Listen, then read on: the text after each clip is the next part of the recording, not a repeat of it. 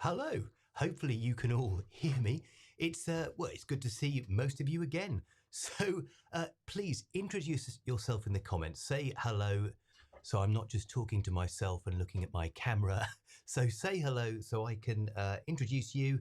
But it's great to talk to you all in this live stream way, and it's really nice given how disgusting the weather's been. It's really nice to actually get a chance to reach out to you in this way. And for those of you that haven't made it, just watch this after the event. That is absolutely fine. So the plan is that we're going to cover all of the content for this course over the next few months so that you get this done in advance of the final exam, which would be pretty useful, let's be honest. So please say hello in the comments. I don't need to know your actual name. In fact, don't give your actual name away, but it would be great to know who's here. I know that 3 of you are here, so that would be really good. Right then, let's get on with the job in hand, which is what we need to do today. The first thing we're going to look at is system architecture. It is, of course, the first thing on the syllabus, and I urge you all again to look at the syllabus. It's J277, and if you type in J277 OCR, you can simply download it and have a look at what you need to do. So system architecture-wise, we have a Bogdan. Hello, Bogdan. Very nice to talk to you. I'm not talking to myself. Amazing. And someone's given me a downvote. I shall find you and hunt you down. Right. So anyway, right. Let's get on with it. The first part of this is what's it all about? What's this part of the course all about? Well, the first thing is system architecture. What do you do? Go and look at the spec and find out. So here we are. This is the simplest version of what you're going to have to do for this unit. The first area is the purpose of the CPU, and that's looking at the fetch, decode, execute cycle. After that, it's the components, and then we look at the von Neumann architecture. I don't know whether you appreciate this, but it makes sense because they start off by generally talking about what CPUs do, and this could be any CPU, regardless of the architecture or indeed in which device it is. But then you've got the common CPU components, which again you would find in most or all CPUs. But then the von Neumann architecture is actually something slightly different. Hello to Hash Brown Gaming, very nice to see you. And hello to, well, whoever that is. It's great to have you on board. Right, von Neumann architecture. So that's a specific way that John von Neumann sort of designed a CPU architecture, and it's the one which largely we use today. There are two main ones, the Harvard and the von Neumann, and it's the von Neumann that you need to know for this syllabus. All right, so that's the overview there. And then this is important actually, because I think a lot of students get confused about what they actually do and don't need to learn for this. And we'll go into more detail in a minute, but what actions occur at each stage of the fetch, decode, execute cycle. So for each of the fetch, execute, and decode, you need to know exactly what's happening and the role that each component plays in that cycle. Then we look at the registers, and you know there are a number of registers, and you need to know what it is they actually do. And you should understand that some registers store data and some store addresses. And it's that address versus data that makes the von Neumann sort of stand out as an architecture which has stood the test of time. However, the passing the data between registers is not something that you need to worry about. So that level of detail is not something that you need to concern yourself with. All right. So this is a knowledge organizer, which I know is far too busy for you to be able to see on your little screens at home, but I'll give you a copy of this tomorrow when I see you, and I'll make it available to you on Satchel 1. But I've created this so that you've pretty much got everything in one place. And I'm going to go into this in a little bit more detail so that you can see how it's all made up. Right, couple of things. First of all, I'm looking at the key terms here. Don't forget, you need to treat sometimes this subject like it is a foreign language. So the key terms, you need to understand these, both because they might voice the exam question using these terms, and also if you can use this terminology when you're answering the question, it sounds as though you know what you're talking about, which is really important. On the top there, you can see that I've done some abbreviations. The processor is PR and the program counter is PC. And this is looking at the fetch, decode, execute cycle. And that sort of gives you, both on the top there and on the right-hand side, it gives you an indication of the sort of level of detail that you need to produce. Often the early questions are quite straightforward, but then the detail starts to build when they're looking at the grades 7, 8, and 9. All right, so that's a bit of an overview there. And like I said, I'll give you a copy of this. I'm sure you've seen a few different versions of this diagram. The CGP guides are excellent for this. But I want to draw your attention to the black handwriting that I've put round the sides here. That is what you need to know off by heart. And if I get my head out of the way, you can see hold program instruction data. That's the one on the bottom right there. But that is the information that you need to know about each of the components. And of course, that's what we're looking at here, is the componentry that sits inside the von Neumann architecture. All right. And again, you'll have that so you can look at that in your own time. But pretty much what's on this page, you just need to know. So then we've got this idea of cache memory, which covers both this unit and then slightly the next topic as well. But you need to understand A, what cache does, and B, this relationship between size and speed. The larger the cache gets, the slower it gets and the further away from the CPU it gets. So you've got some cache that actually sits on the chip itself, and that's really quite small in terms of its capacity, but it's also super fast. And of course, when you're purchasing a CPU, there's a premium that you pay for having the fastest level 1, level 2, and level 3 cache, because it does a lot of the heavy lifting when it comes to executing instructions. Incidentally, if you've got any questions that pop into your head, I will try to answer them at the end. So don't be afraid to put them on there, because that's why I'm here. Okay, so the 5-minute teach. The 5-minute teach, this section, is just about me trying to whiz through this topic in super quick time with some slides which hopefully will help you to understand a bit more about what's needed. So first of all, this is what we're looking at. It's 1.1.1, the very first part of this this topic. So the purpose of the CPU. Remember, that was the very first thing on the syllabus. The very first thing that it said, the purpose of the CPU. This is often for 1, 2, or 3 marks at the start of the exam, and they will ask you what's the purpose of the CPU. And that's the kind of answer you're looking to bring to the table. To fetch the next instruction from memory, to decode instructions, and to execute instructions. Sometimes people think the answers are so obvious that they don't need to write it in there. But don't forget, they often start with the easier, sort of more straightforward questions that's just repeating knowledge, and then it builds into more complex into more complex questions later on, where you've got to perhaps apply that knowledge to a given scenario. All right, so that's the first thing. That's the fetch, decode, execute cycle.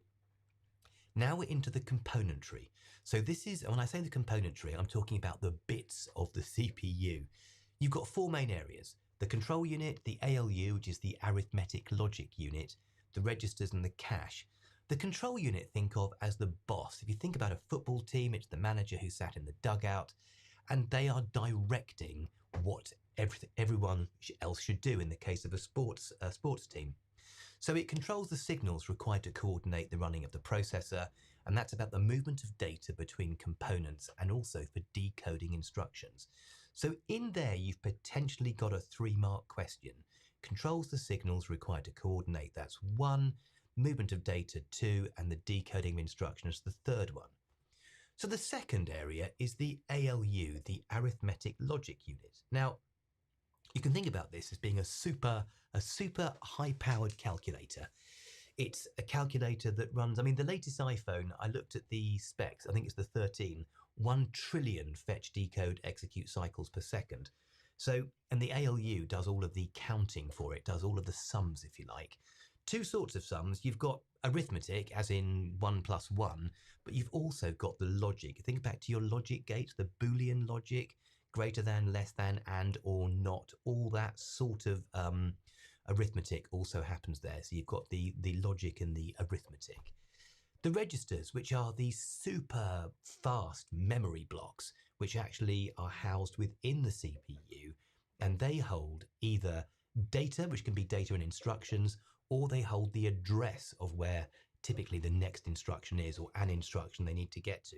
And this address versus data or instruction is a really key part of the architecture, of the von Neumann architecture.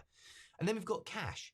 Cache is a super fast memory, and you will need to, in the next part of this unit, have a bit more detail about cache, what it's used for, the benefits, the drawbacks, size, the impact that cache size can have on your computing. Okay, so that's the components, and that's really quite an important part. Now, this diagram is incredibly instructional because as you're learning these different components and what the different registers do, and I like this because it's all on one page. Thanks to Miss Silver for this. She provided this part of the live stream, so a big thumbs up to her for this because it looks beautiful. Well, it does to me anyway. But you can see here the von Neumann architecture on the right-hand side. Those are the bits, the components. And then on the left-hand side, you've got an explanation of what they do. The information that Miss Silver's put on here, this is exactly what you need to commit to memory. So find a way, use the mnemonics that we've used in assembly. Think about maybe creating some kind of loci inside your mind palace, a place or a house where you're going to put these different elements and try to learn them. Because they're not that straightforward, it's very technical, but you are going to have to repeat something like the program counter holds the address of the next instruction in memory, the memory address register. I'm not going to read it to you because you can read for yourselves. And obviously you can have this slideshow as well. But that's what needs to be inside your head, ready to go. And if they do anything on von Neumann, which they invariably do, because having an exam on computing without asking you about the processor would be really quite unusual, and there's nearly always something in there. Okay, so that needs to be inside your heads. We have a new one. Hello, Aditya. How are you? It's really nice that you could join us. I hope you didn't get too much of a soaking on the way home. My biggest success today was that I managed to get some petrol, which was really good. Quiz time. Quiz time. Quiz time. Quiz time. I hope you enjoy the slightly insane jingle that I produced there. So we'll go on and do quiz time. So this is the chance you get to take part. And if you don't take part, it's going to be a long quiz time. So this is the first one that I'd like you to think about. So is it A, B, C, and D? Is it A, B, C, and D? What about this? The ALU does any maths or logic problems, sends out control signals, stores data, or holds specific data for the fetch, decode, execute cycle. Go on, put something in the comments. Tell me what the answer is. What do you reckon that it is the ALU does?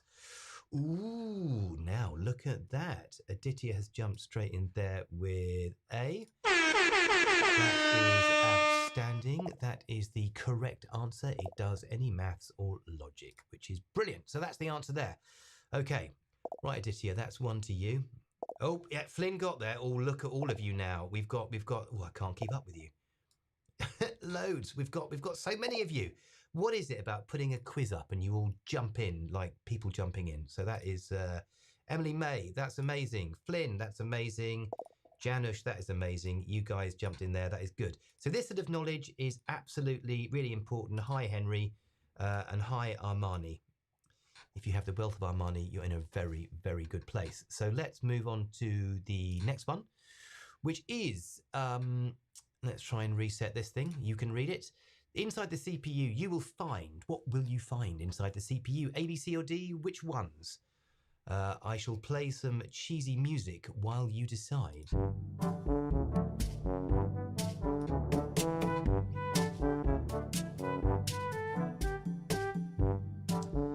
Ooh, Lizette has jumped in with A straight away.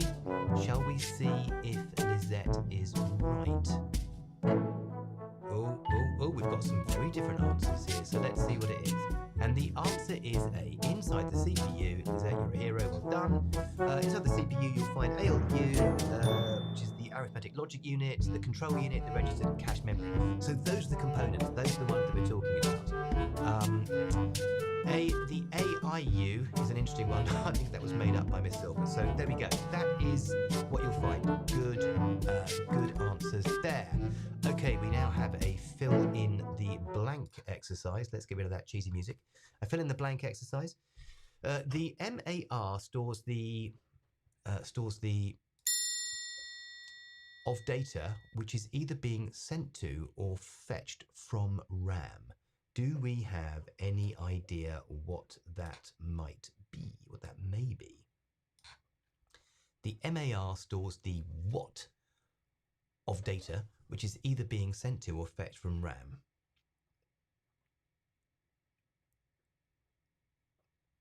Any ideas? What do we think? It's all gone very, very quiet. Instructions. That is what Aditya has come in with. Shall we see if he is right? Let's get rid of that. We've got address and we've got instructions. So Noah, hello Noah, how are you? And we've got Emily who's come in with address. We've got Emad who's come in with address. I can't keep up. Oh my word. I've got this new bit of software they bought for me and it's absolutely brilliant. We've got Flynn who's saying address. We've got Zyle Hype who said address or arrest, which is a new thing. We've got Henry with address. We've got Janice with address. We've got Hash Brown with address. Ooh, address is very strong. Right, let's put ourselves out of our misery and see what it is. The answer is address. So well done for those of you who got that.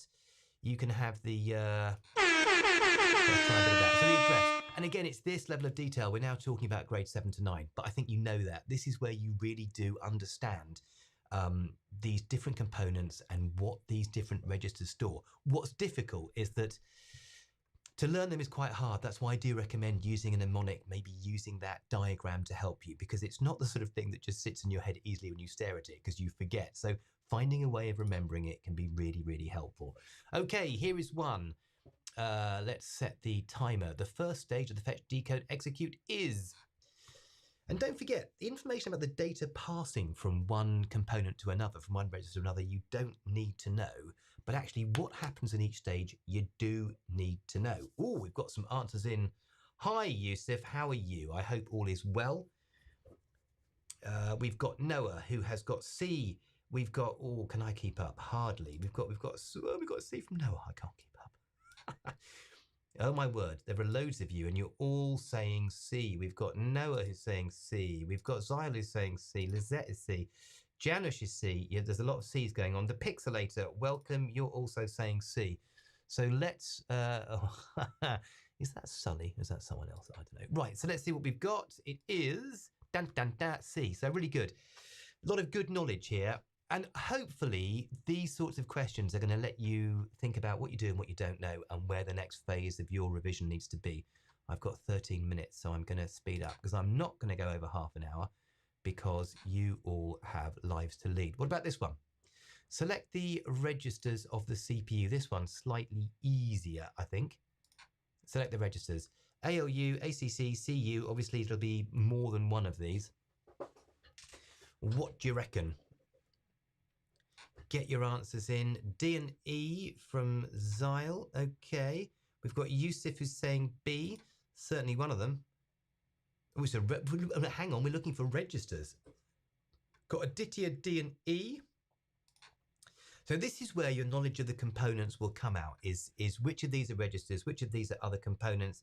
We've got Lizette, D and E. We've got Emily May, D and E. Yeah, D and E coming in a lot. Noah, D and E. Flynn, D and E. Zyle is hedging his bets with probably. Yeah, you're probably right there. We've got Janish with D and E. Okay, Bogdan, D and E, and Hash Brown with D and E. So let's have a look and see what the answer is. It should have been B, D, and E. So, and don't forget, the accumulator is like a scratch pad. It's like the for the group I was teaching today, it's that short-term memory. It's that trace memory that you hold on to very briefly. So don't forget the accumulator. That sits as the purpose of that is to store the result of a calculation to then be used a bit later. And the accumulator sits inside the ALU. All right, so that's good because not many of you picked up B. That is a bit of learning. Right, what else have we got? We have got this one, which is select the components of the CPU. And what have we got for this one? We've got CU, ALU, ROM. So components of the CPU. I thought these questions were quite easy, but they're quite nasty, really. So what have we got? Yusuf got 1 out of 3. Well, the point is, Yusuf, having done this, if you get 2 out of 3 next time, it's on the right path, isn't it? It's not an easy topic, this, because it's very technical. We've got Zyle, who's got B. We've got Aditya, who's got ABC. Components of the CPU we're looking for. They've got to be part of the CPU, part of that diagram that we looked at a minute ago. Zyle and other stuff, again, hedging your bets there slightly. ABC, we've got A, B, and E from Flynn. Hash Brown A and C. Janet has come back with BCE. Yusuf with BDC. Noah CDE. We've got all the colours of the rainbow here. So let's put ourselves out of our misery. It is A and B. And don't forget, the trick here is components of the CPU. ROM's a component, but it's not part of the CPU. The PC. Anyway, let's move on to the next one, which is this. Which of these statements about the von Neumann architecture are true? And this really gets the nub of how the von Neumann was so groundbreaking when it came out. Because don't forget, this guy was around in the 40s and 50s. So this has really stood the test of time. The fact we're still using it, and it was a really huge leap forward. What is it? We have got lots of things. We've got Yum. Welcome, Yum. We've got A, B, and E. We've got C, D, and E. We've got B, I think, from Yusuf. We've got Emad with a B. We've got Zyle with a C or D. Oh, we've got a lot of things going on here. All right. So let's see what we have got. The answer is it's B. There are a lot of Bs. So it's that data and instructions. That's the really key thing here, okay? Is that data and instructions are both stored in primary memory. And there are other architectures, the Harvard, for example, which do it in a different way. And in fact, different style architectures, they're all coming in now. Yeah, Henry, that was good. I know there's a slight, Aya, hello, thanks for joining us. That is great. Zainab, hello. There are lots of you. Well done for coming, guys. Absolutely brilliant. I've got 8 minutes left, so I'm going to move on. Okay, what's the function of the CPU? Let's make this really, really quick if we can. To run programs, to fetch decode, or to communicate with ROM. What do we think? Let's try and get this done really quickly. What's the function of the CPU? Any idea? What do we think it is? Oh, they're coming in. B, B, B, B, B, B, B. Okay, let's see if you're right. Yeah, they're going to ask you that, okay? They're going to ask you that. That's going to be a 1 or 2 or 3 mark question early on. Really, really good. Let's go on. Okay, this is a new round called Guess the Question. Slightly nasty and slightly sneaky. What I've done here is trawled OCR's archives for past paper questions. And here it is. Thankfully, you don't have to read all of this, but this was the answer. I think you had to supply 2 of these 4 bullet points. What do you think the question was? So this is the answer. This is from the mark scheme. What do you think? Yeah, I know, it looks complicated, but don't forget, actually, this is what you need to know. It looks a lot, but actually, what do you think these are talking about, by the way? Does anyone know what bullet point 1, 2, 3, and 4 actually are? What do they relate to? Which components? Anyone tell me? What about the first one? Try and put them in order. Which components do you think these are? And what would the question have been? RAM and ROM? Any more ideas? RAM and ROM we've got from Aditya. Anything else? The registers is looking good, Flynn. You're getting warm. What about, Bogdan has come in here with a bold answer. MDR, MAR, ACC, and ALU. So definitely on the right. Yeah, listen, Hash Brown, it's definitely the CPU. It's definitely there, but it's, let's have a look at it. So this is the first part of the answer. And is that, so we had MDR, Bogdan said actually MAR, MDR, program counter, and accumulator. So we are now looking at a level 9 answer that you've got inside your head, level 7 to 9 answer that you've got these inside your head. You go away and you learn exactly what these registers do. The accumulator, which stores the result of calculations that have been manipulated inside the ALU. The program counter, which stores the address of the next instruction. The memory data register that stores the data or instruction, and the memory address register, which stores the address. So you've got this data versus address dichotomy going on. And don't forget that when it comes to data, the data could be either The data could be the form of just numbers, or it could actually be an instruction, all right? Okay, so that is the first one. I've got 5 minutes left. And this was the question, by the way. Describe the purpose of two registers that are used by von Neumann architecture. So that was a tricky one, but that was a past paper question. Right, let's go on. Here is the answer. An instruction is fetched from memory. The instruction is then decoded. The decoded instruction is then executed, and so on. What was the question? Now, come on, my little geniuses. I think you know this one. Well, I've got to say, Zyle, you know, I didn't say you were being vague. I said you were covering all the bases, you know, just to get myself out of trouble there, all right? Everyone's a winner. What do we think this question was? The instruction is fetched from memory. The instruction is decoded. What was the question? Any ideas? What happens in the fetch, decode, execute cycle? Oh, we've got Aya saying, what's the process? Yes, it's very good. Describe the process. Yes, you guys are all on the right track. So let's get that one done because we need to hurry up. There we go. It was this. Identify two events that take place during the fetch, decode, execute cycle. You are all good. Yep. That is excellent. Janusz, you got in there with that one. Emad, what everyone else is saying. Yeah, absolutely. That's it. So that was an easier one, wasn't it? That's your grade 3 to 4 question there. I'm going to finish on time. I'm telling you that much. So listen, what we've covered there, I know it's been in lightning quick speed, is basically half of this first topic. I'll be doing the rest next week. I'll talk about that in a second. But here's my advice to you. Use this presentation. I'll put it on Share My Homework for you. Use the knowledge organizer that I showed you in the first couple of screens. And don't forget, look at the specification and see what you actually have to know. And then I recommend thinking about the components and then working towards what function each of them does. And then look at the registers. And you've got to learn that. You've got to learn it off by heart. Welcome to GCSE, unfortunately. This idea of storing data versus storing registers. I've got 3 minutes. I know, and I am going to be done in use. Do you know, I can just picture you. You'd be putting your coat on now and trying to make your way to the door. But don't worry, 3 minutes. I made a promise. I'm going to let you go. I want to also draw your attention to the retrospective revision planner that you saw. I think it was Abdul Ali, the YouTube guy that we showed you in tutorial. I love that idea because you can just use the spec and get started. Right, so that's pretty much it. Next week, we're going to look at 1.1.2 as it has imaginatively been described. And that is about clock speed, cache size, number of cores, and this embedded systems, which they absolutely love to try to ask questions on. So if you get a chance before next week, maybe spend a bit of time revising it so that when we do the questions, you're at least going into it being up to speed on it. And this way, if you follow this pattern that we're using here, you can maybe get completely up to speed by the time that we get to the exams. So we're doing little and often, aren't we? Have any of you got any burning questions that you would... Aditya's come in here. Do you know, that's really good. It's also the fact that one of the questions that I'm going to ask you next week was give an example of an embedded device, because they love that one. And washing machines, outstanding. That's what you can say.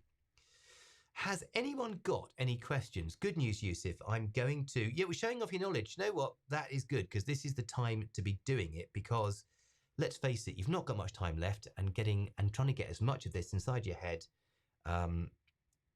Was it? Thanks, Janusz. So I shall hunt Emad down tomorrow. He'll get a call down. Get a call down to the head of year office. So guys, it's been an absolute pleasure. Let's do this for half an hour once a week, and that way, hopefully you will end up being really well prepared. And I think this is a bit more fun, a bit more useful. Thanks for getting involved, because it makes all the difference. And actually, you've been great. So listen, have a lovely rest of your evening. Don't go outside because it's really horrible out there. And I will see you all. It's 18:59, so I shall even finish a few seconds early. I will see you guys tomorrow. Be good, and don't forget to get that revision started. Bye-bye.